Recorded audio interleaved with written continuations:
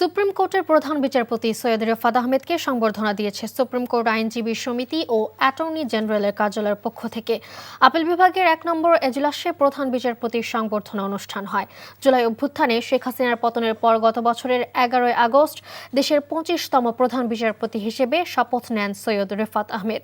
নিয়মানুযায়ী আগামী ২৭ ডিসেম্বর তিনি অবসরে যাবেন। তবে সাপ্তাহিক ছুটি ও শীতকালীন অবকাশের কারণে আজ ছিল তার শেষ কর্মদিবস। ১ বছর ৩ মাসের দায়িত্বে বেশ কিছু নজির স্থাপন করেছেন তিনি। পৃথক সচিবালয়, বিচারপতি নিয়োগ কমিটি ও সুপ্রিম জুডিশিয়াল কাউন্সিল প্রতিষ্ঠায় অগ্রণী ভূমিকা পালন করেন প্রধান বিচারপতি।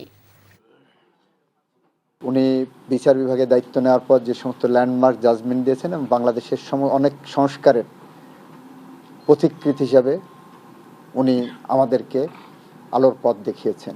উনি আমাদের সামনে অনেক দিন বেঁচে থাকবেন। আমরা অনেক দিন করে ওনাকে স্মরণ করব।